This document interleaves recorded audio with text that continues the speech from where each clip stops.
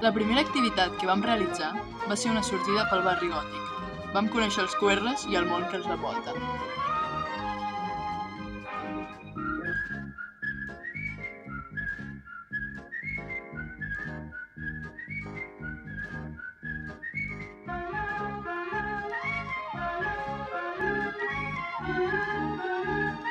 Vam aprendre coses noves sobre llocs històrics i vam fer-nos una idea de com hauria de funcionar la web que posteriorment faríem.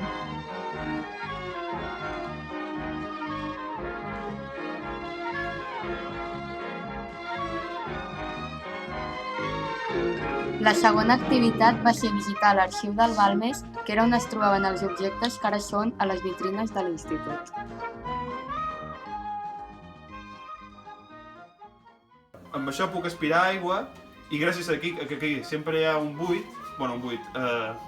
semibuit, això pot continuar aspirant aigua fins i tot quan això es plena sencer. Vam assistir a la xerrada informativa que es va dur a terme a l'institut. La llum amaga un codi, aquest codi, si es polaritza i es fa passar a través d'un objecte, imagineu un àtom del que siga. Tothom tenia moltíssima il·lusió, jo soc passional i... Durant aquests dies hem estat treballant amb 2 historiadors que han reconstruït i documentat els objectes de l'institut. Com definiríeu la feina que heu estat fent? Podries dir mètode científic o fins i tot CSI, perquè la nostra feina és talment CSI, és agafar un objecte i fer una escena del crim, no? Això què és? D'on ha sortit, qui ho ha fabricat, etc. I treballar el que tens. Com definiríeu els codis QR? Bé, és un codi, valga la redundància, que el teu mòbil llegeix i que conté una informació, normalment una URL, perquè tu vegis una pàgina web. I creieu que són útils? Les vitrines que tu puguis posar un codi QR, nosaltres intentem plantejar els objectes per qual es feien servir, però tenint l'opció de tenir un vídeo amb uns curadors, no? Uns comissaris d'una exposició fent una reconstrucció de l'experiment, és molt més útil que jo ficar-te aquí un panell explicant-ho per escrit. És a dir, les tecnologies que tenim avui dia són una passada en aquest sentit. A mi em permeten fer la meva investigació en condicions sense tenir que anar-me'n de viatge als Estats Units per buscar la bibliografia. Teniu alguns plans de futur després d'això en relació a altres escoles?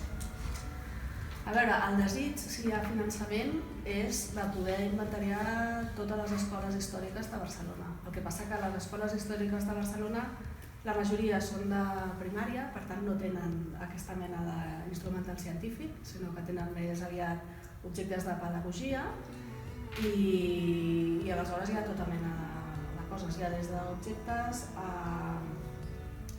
documentació acadèmica, a llibres escolars, a llibretes dels alumnes, a llibres, revistes...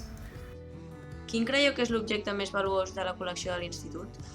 L'objecte més valuós de la col·lecció és difícil de dir, però destacaria aquest d'aquí, que això és un aritmòmetre. Això és una calculadora mecànica del segle XIX, de més o menys 1870.